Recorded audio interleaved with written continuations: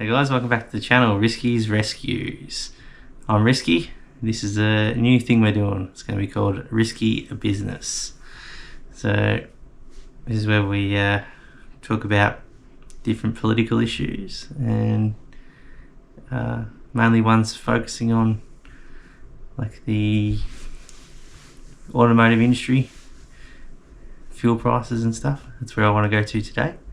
So currently in Australia, 91 unleaded is around $2.30 a litre, and diesel's $3 ish, going up to $3.15 around there per litre, which is like $11 a gallon if you're from the other side of the world, where I am at the moment. So yeah, when we get to that, so they're telling us this problem's caused by the war going on in Iran. So a lot of the fuel and stuff comes through the Strait of Hormuz, they say, and it's been blockaded by Iran, but now the US has blockaded it too. We in Australia get our fuel from Singapore. So you know, when the war started in Russia, the price of fuel went up, and they're like, why? It's all, you know, but it's just demand's gone up. The Singapore fuel, the demand's gone up to go to other places. So yeah, it drives our prices right up. Australia doesn't have their own fuel supply. Like, apparently they've got 2 refineries, but they don't put out much, and the price is too high to process. But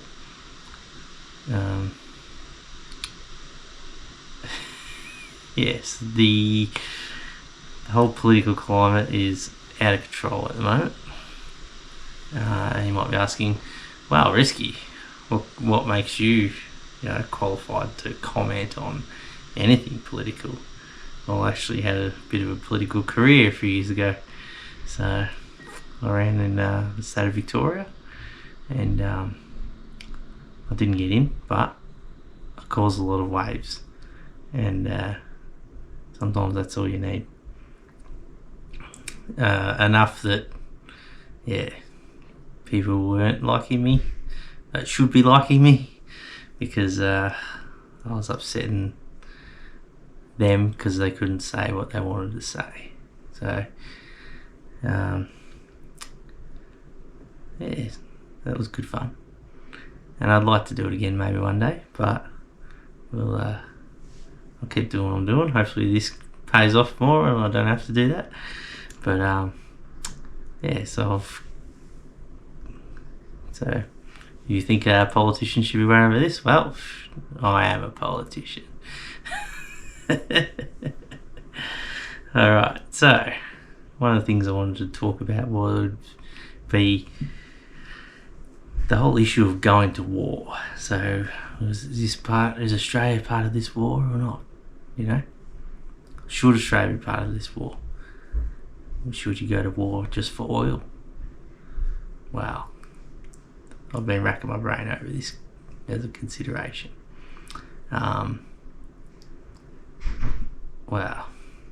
to think back to when I was running in the election and it was a federal seat. We all went down for Anzac Day to the march, and it's a special day that, because no one does anything political on that day. All the parties, there's no campaigning, so which is good. But I remember standing there watching the parade go past, and I had like a deep thought to myself about these guys and girls going out there, and they're going to be fighting for me.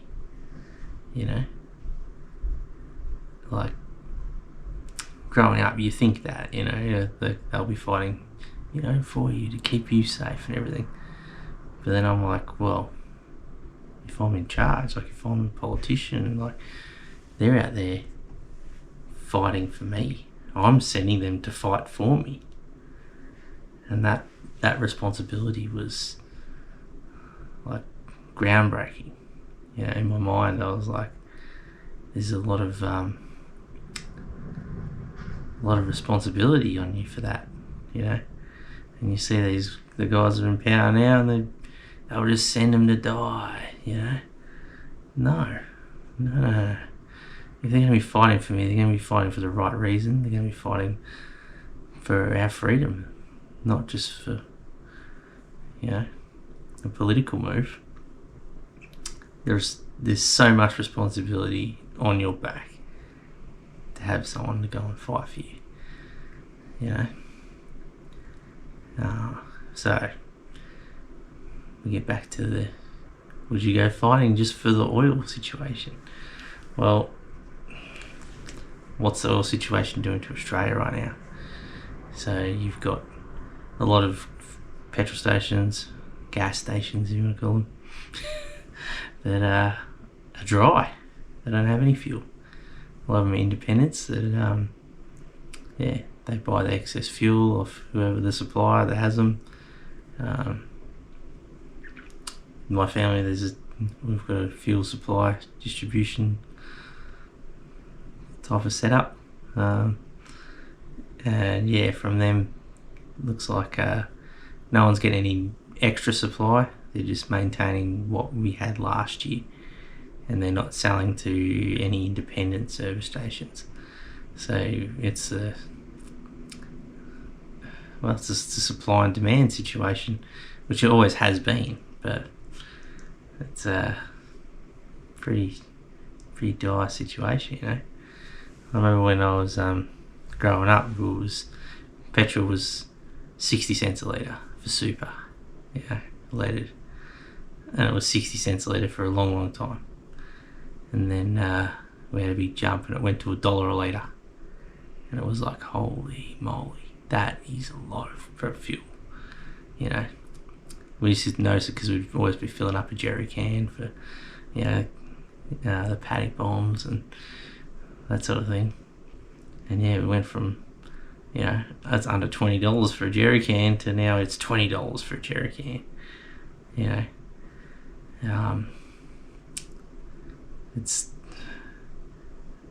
We've seen the price of fuel just destroy things. People can't travel like they used to. I wonder what happened over Easter. Like there's a lot of businesses. We used to have a business in the country, and it relied heavily on traffic over that Easter weekend, Christmas. We had especially like if there was bushfires happening at the time, whatever, people wouldn't come to the area. You'd be losing money for the year. And then sometimes it just didn't work out. So should you go to war just for oil? And I think sometimes you might have to, but wouldn't you try and extract your own oil first? How much money would it cost to send all these soldiers and everything to Iran to try and just to get them to open up the strait? Like, that's how many $billion we could. What if we put those billions of dollars into our own oil refinery? What if we keep the things in Australia that don't belong to Australia? What if we put all that money into converting cars to LPG, or natural gas? We've got that much gas in Australia, it's unbelievable. So, we had the big push years ago with the LPG, converting cars into gas, and it was a boom time for the converters, but at the time I was already running on gas before that, so it was 45 cents a litre for gas, and then once they had this rebate and everything, it was like $2,000, you know, and it was it jumped up to 67 cents a litre, 75 cents a litre it was. Yeah, that's unbelievable. That's for something that we sell overseas to other people for like 3 cents a litre. It's ridiculous, you know. You should be just giving it to everyone in Australia for 3 cents a litre, then everyone would be on gas, and it's a clean burning fuel, you know. That was the big problem with gas, you know. So once everyone was converted, then they were like, we went from, you know, all these bad particles from diesel to carbon dioxide's bad for the environment, because that's the only thing that comes out of a gas car. Like it's the cleanest burning fuel there is, you know. It's propane and butane mix, at least. And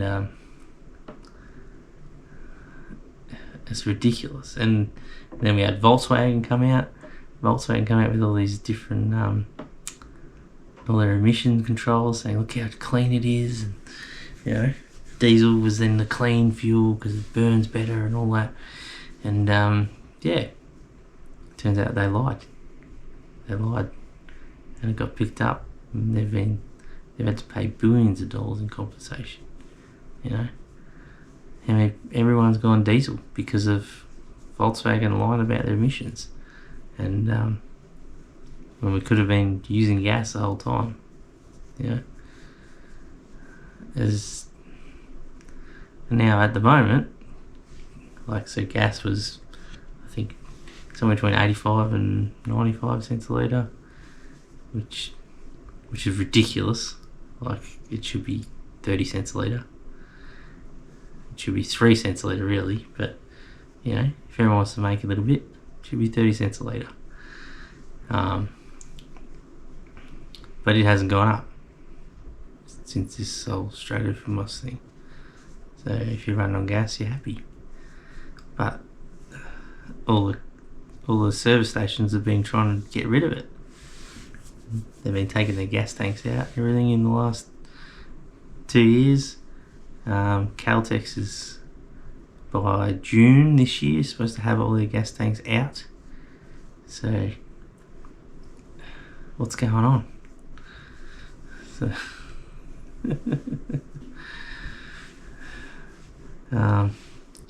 yeah, so I don't know what your thoughts are. My thoughts on the whole going to war just for oil. Well, we get our own oil. What do you want to go over there for?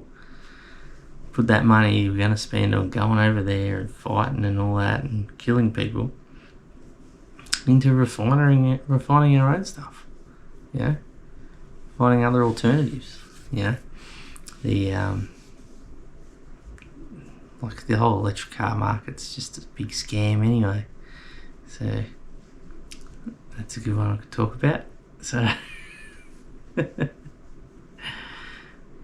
it's not cost effective, you know. It's about the same price to run an electric car, and the times to regenerate it, it's just not worth it, you know. And like, yeah, they make good power and that, like, but they might have a place, but they don't really have a place in Australia. And for them to push it, it's a big lie, you know. Especially because they're shutting down all our coal-fired power stations. How come they aren't doing anything that makes Australia better? It always makes Australia worse, you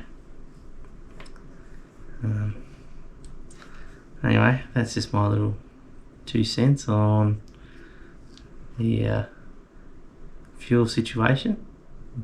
Feel free to comment too, whether you agree or don't agree. Like, you know, maybe there's something I didn't say or something I said wrong. Let me know, because yeah, I like opening the dialogue now with this risky business. Yeah, if you look into the last sort of video, we went down to Gas Monkey Garage and the car show and that. Some nice cars there. particular favourite would be that V12 Lincoln, V12 flathead, one of 400 and something. I got the gas monkey hoodie on. It was pretty good. Yeah, so next video we'll be heading down to Louisiana. So I went and visited the plantation down there, you know, the one from all the old movies with the big trees that come right over. And then New Orleans. So do a walk around in New Orleans, showing the sights, and then do a nighttime walk down Bourbon Street. So it was a Friday night, and well, there's a lot going on. So yeah, I hope you look forward to that one. There's a few other videos I've got planned for the future. So yeah, this is just trying to increase the content, getting out there, make some stuff happen, you know. So yeah, if you like it, like and subscribe. I need more subscribers. Try and get that punch that 1,000 mark, get monetized, and yeah, might be able to give away all this working palaver and just entertain you guys. So I'm Risky. This has been Risky Business on Risky's Rescues.